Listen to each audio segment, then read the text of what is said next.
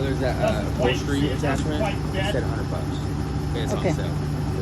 Okay, I'll get So it. you either need to get some kind of an adapter, or you could put, the other thing you can do is put several layers of duct tape on here, because it just barely fits through here.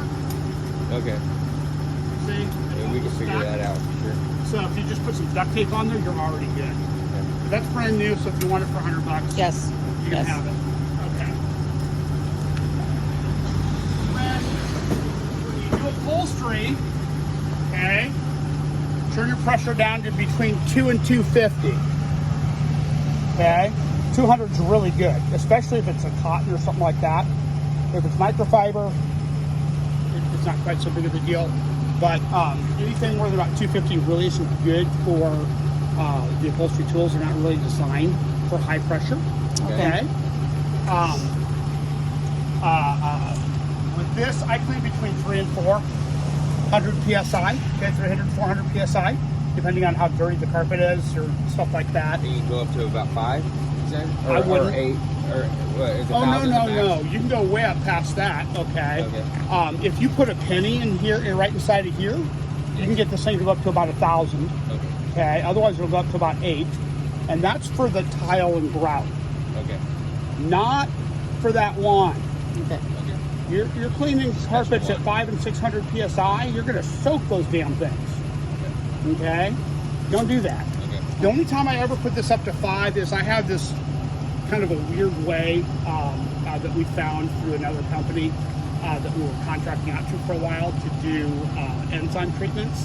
That seems to be, it's effective about 85 to 90% of the time on getting rid of the odors and all that. And I tell people that, but it saves them a ton of money over other ways to do it, okay? Or even pulling all the carpet up, replacing subfloor, you know, all that other stuff that you can do. We crank this up to 500 psi. We turn this meter, crank it way up, the chemical metering control, okay? And then we bleed it. We put what's in here. So we put this directly into the enzyme that I gave you, okay? And bleed it outside until it starts, until the enzyme starts coming out. It'll be white, so you'll know. And then we'll go over that real slow at 500 psi on the carpet. It's not the approved way to do it, but if people are looking to save a bunch of money, because they're like, we tell them, you know, okay, yeah, we can pull the carpet up, we can replace the pad, we can, you know, treat the back of it and clean it, and then reinstall it all, after we install the subfloor, and then clean the top. Oh, and by the way, that's going to be about $800. You know, whatever, right? Depending. Or we can do it this way, and it's about 85% to 90% effective, and we can do it for 100 or 200, depending on how much you're talking about, right? That's really soiled carpets. No, that's for really peed carpets. Okay. A lot of urine. Okay. Okay, so because some of these high-end homes have these stupid pisser dogs, I call them, Pisser right? dogs, yeah. They're mostly the purebred little dogs that are the problem. Big dogs are almost never the problem unless it's the It's dog's funny sick. you say that because we live with a dog trainer on our property, and he was just talking about that. Yeah, yeah. So they'll make you a lot of money. We have one lady, we're pretty much at her house about, I don't know, about every 3 months down in Wilsonville and Charbonneau. And she has us do the enzyme treatment and everything every time. Yeah, so she's spending $300-400 every 3 months. Okay, so Okay. to start this, turn the throttle up on the van. So, over here. First thing you have to do, always, you don't have to unless you're going to be cleaning. Okay. So, brake has to be in, or it'll just stay at idle. Okay. Heater and air conditioner have to be off. Okay. It can hurt the unit, and usually it just won't even fire up all the way. Okay. So, heater and air conditioner off. Okay. That's a safety issue because you'll overheat the van with those. Okay. So it's got an idiot switch that tells it no, no, no. Okay. which is great because, you know, we all forget sometimes. Yeah.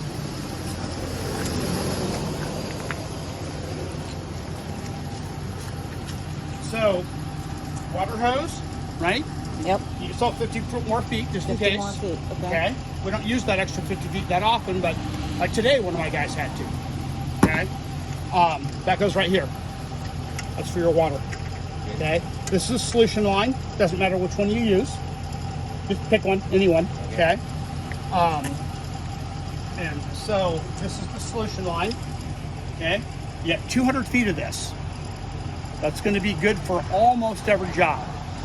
We had a job today where we had to take an extra 50 feet, but that's really rare. That happens to us once or twice a year. Just happened to be today. And I got 200 feet of vacuum line for you, okay? Oh, I gotta get that Cymax machine back out of there. You can't have that. That's a like a $4,000 machine. So all you do now, turn it on. Okay. And you want the RPMs, about 14 or 15 is really good. That's what that's good for. Okay. On that. Can you clean it with this? Yeah. Just won't get it as dry. That's the only thing. Okay. You don't have a pump out. It didn't come with one. You don't have a fresh water tank. Okay. That's the only thing you need to know. When you push that, after you have water in it, then this will go up. Okay? This is your water box. Okay?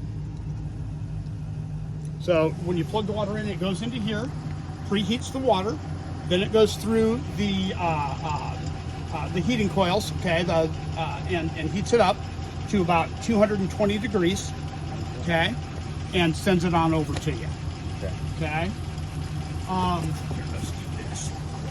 Put this back here because I want to show you very important things.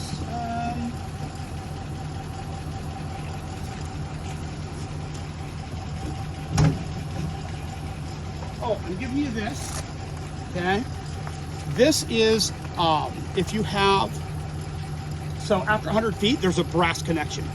You don't want that brass connection sitting on somebody's hardwood floors or even on their carpet because it gets really hot and it'll melt like a polyester carpet. Okay. The solution line won't, but that metal will. And the metal could scratch up a hardwood. Just put this on there. Okay. You're good. Cool. Okay. So I threw that in for you. This, I threw in because I couldn't remember. It's been a long time since I used that wand. And I could not for the life of me remember if it needs a new trigger assembly. So if that one leaks, there's your new trigger assembly. If it doesn't leak, well then you still got a new trigger assembly. Okay. Cool. Okay. I lost the receipt. That's a headlight for this van.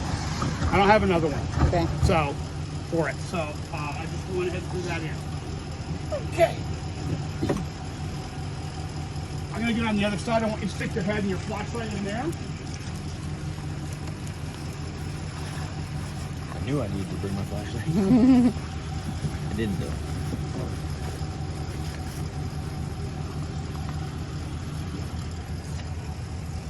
Get right ahead. So this is what you want to do when it gets cold. Okay? You want the heater right here. Okay. Okay, either right here or right here, blowing under this. Okay. And recommend one of those like that have a fan. Okay, so that it kind of keeps everything a little warm. I just turned it on to about 60 degrees, you know, on real low. You're good. I keep the fan on high and the low, heat on low. Okay. Okay, so you see that right there? Okay. Is the fluid in the middle of that bubble? Okay. Is it? I can't see it from here. This is blocking the way. I can't see it either. Okay, let me come over and look. Because that's what you're looking for.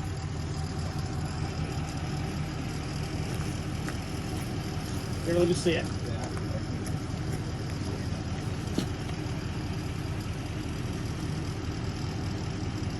Oh, shoot. That's right. This is the other one. I have two of these and they're configured differently.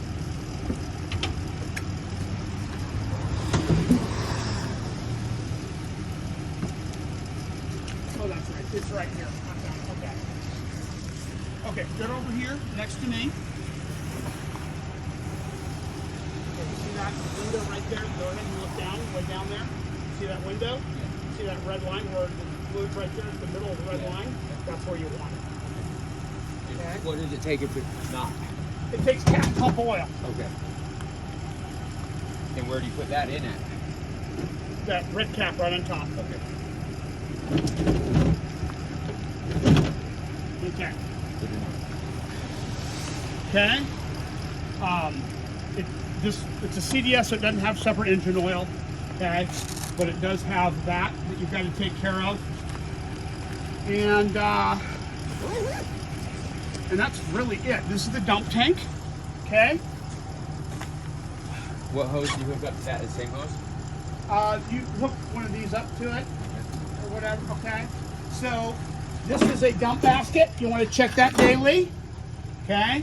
This is another screen that you want to make sure it stays clear. Okay. If you do air ducts, you want to clean that after every air duct job. Okay. Okay, for sure.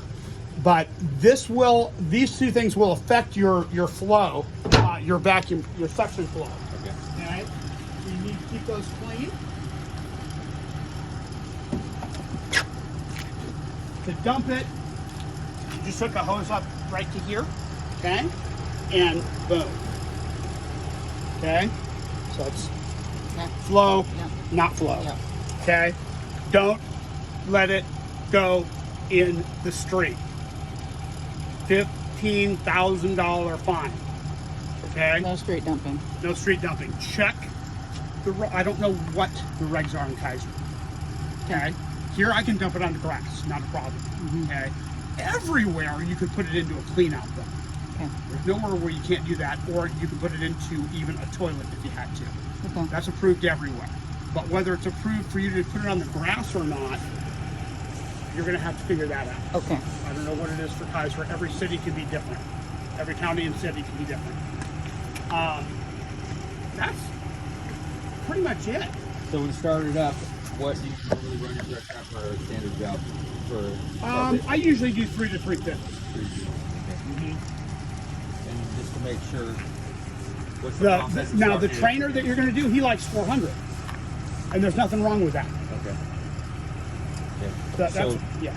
can we get the process of starting it up then? One more time. One more time. Sorry. That's it. And that? Yep. Only when the water's in.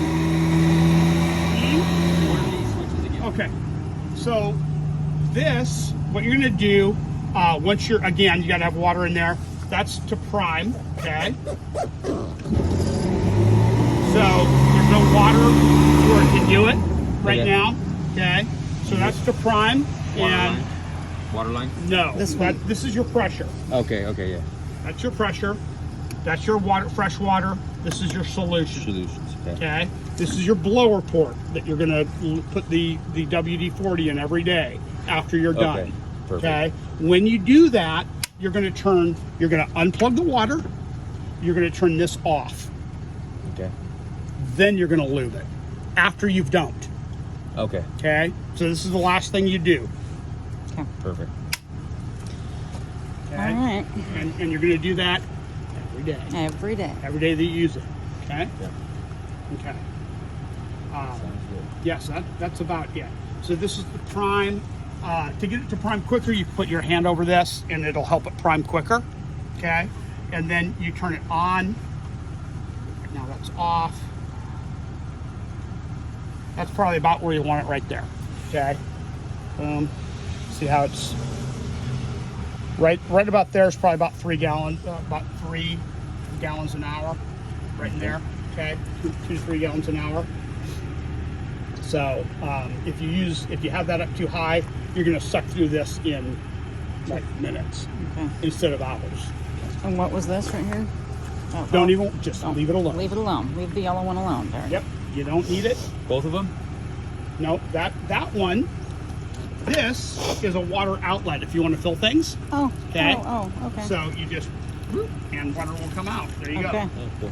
But there's Okay? no freshwater tank, so it has to be hooked up to water in order Well, for that to work. This is, I mean, you've got this much fresh water. Okay. Okay. That's Okay. What, a gallon and a half, 2 gallons, or whatever. But Okay. a freshwater gallon tank will usually have 80 to 100 gallons.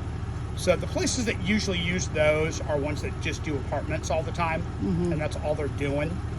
So Okay. they'll Cool. fill those up. You want help getting this machine out? Sure.